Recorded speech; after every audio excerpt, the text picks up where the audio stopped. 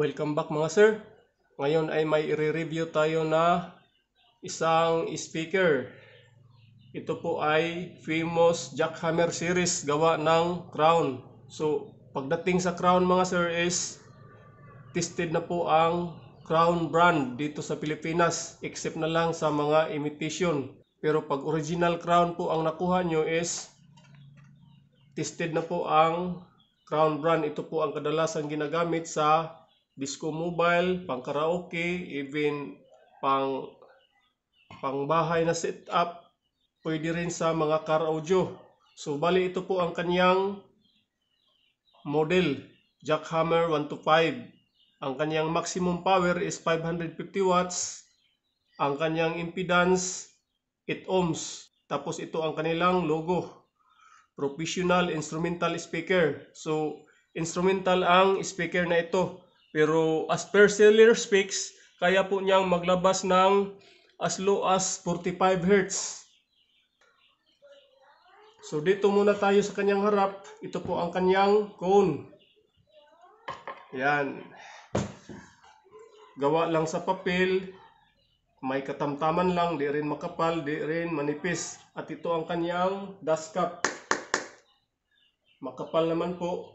At since instrumental speaker po siya, ito po ang dating ng kanyang surround edge. Yan. Tapos ito po ang kanyang pinaka-rubber para sa mounting doon sa ating mga speaker cabinet para hindi po siya magbabibrate. Tapos dito sa kanyang likod is aluminum die-cast po siya. Di po ito matatabla ng kalawang. Tapos dito po meron po siyang mga cooling pins. Yan, parang maa-absorb niya ang init mula sa kanyang voice coil, ipalabas niya through this cooling pins na mga aluminum din. At ang kagandahan nito mga sir is may open po siya dito. So ang init sa voice coil dito, ilabas niya dito sa gilid. Iwan ko kung makita sa video, pero dito pag silip ko is makikita po ang kanyang voice coil. Yan. So dito po i-exit ang kanyang init mula sa kanyang voice coil kung nandoon na ito sa bakbakan. So dito ang kanyang magnet po is double magnet. Nasa 4 cm po ang kanyang 2 layers magnet. Bawat layers is meron pong 2 cm. So since dalawa siyang patong, meron siyang 4 cm. So bukod pa nito ang itong top plate at dito sa bottom na bakal. Ito ang kanyang push in type na terminal, positive, negative. Tapos pigtail. Yan. So okay naman. Ito naman kanyang spider is makapal and medyo matigas din.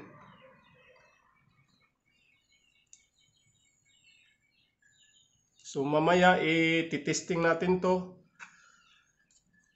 para makita natin ang kanyang or madinig natin ang kanyang music output gamit itong ating nakahanda na amplifier.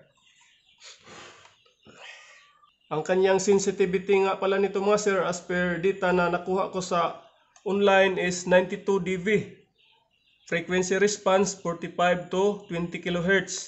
ang kanyang voice coil size is 64 mm. At ang kanyang weight or bigat is nasa 6 kg. Actually mga sir, hindi to sa akin ang speaker na to. Since nandito ito sa ating mga kamay, ay pinagsamantala ko na lang na i-review ito para sa mga may balak bumili ng mga jackhammer series sa Crown. At least mayroon na po silang reference or may gabay na po sila kung ano ang mga magagandang speaker. So shout out nga pala kay Boss Elton Galviso, sa kanya po itong speaker. Dinala ito dito sa atin para gawa ng box dahil ang kanyang lumang box is sira na po. Itong vlog na ito is for review lang po ito dito sa speaker mismo. Sa susunod, hopefully pag matapos na ang ating nagawa na speaker box is gagawan rin natin siya ng content at para ma-share ko din sa inyo. So ngayon mga sir is ititesting na po natin itong speaker na to. Hindi pa pala nakasaksak. Ito na mga sir, nakabit ko na ang speaker dito sa ating amplifier. Mula sa ating cellphone, daan dito sa ating preamp na low pass filter. Tapos papunta sa ating amplifier.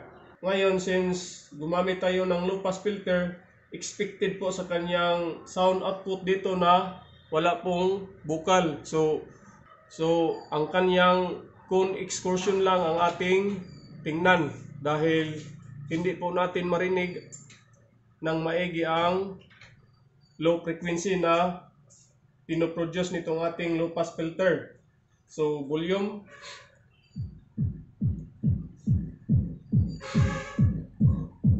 Yan, kung nakita nyo ang ating power amp ay meron na siyang signal. So dito nasa 12 o'clock po ang ating volume control, left and right. Tapos dito naman nasa kalahati din.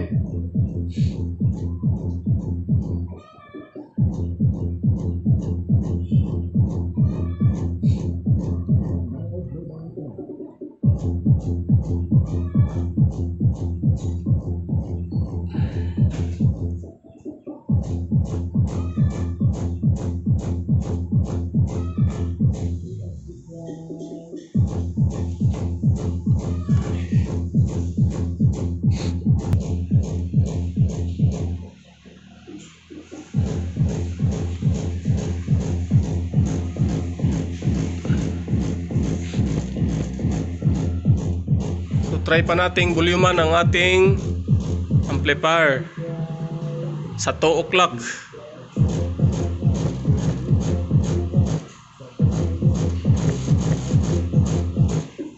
Yan, malakas na po yan mga sir. Kung may speaker cabinet po ito, siguradong nasa distortion na po ang ating sounds ngayon.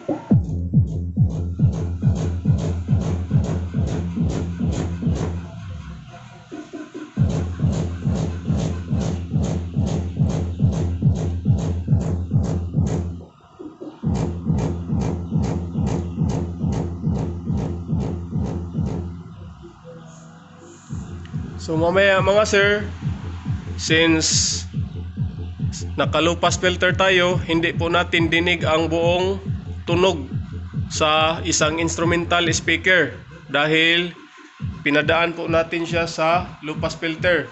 So mamaya aalisin natin yung lupas filter. Bali, i-direct lang natin siya dito sa cellphone, tapos sa amplifier para madinig natin ang buong frequency from mid to low frequency except sa tweeter or high frequency. So ito na mga sir, tinanggal na natin itong low pass filter, tapos dinirect na lang natin dito sa ating cellphone. So mamaya play tayo ng Ragatak music, at kung meron tayong instrumental music ay magpatunog tayo. So volume. Are you ready?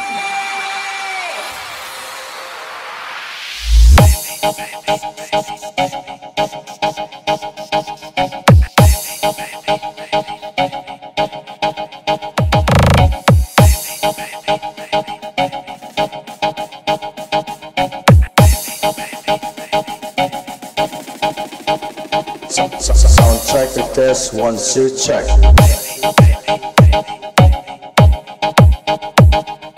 Check.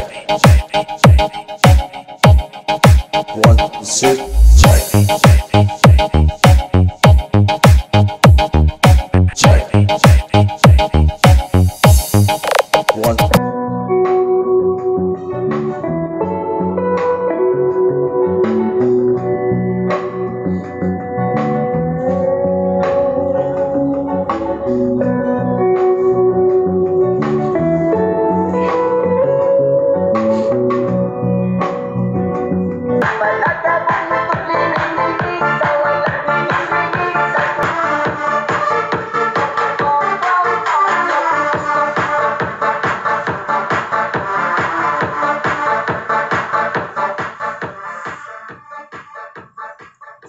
So yun na mga sir, narinig nyo na ang ating nireview na Jackhammer 125.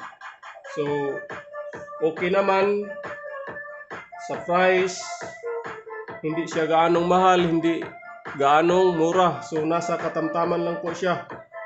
Pero okay ang kanyang performance, sa kanyang music quality.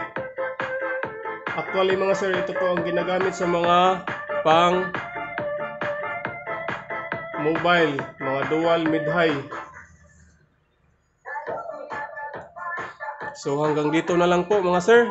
Maraming salamat sa oras nyo. This has been your 59 TV. Thank you.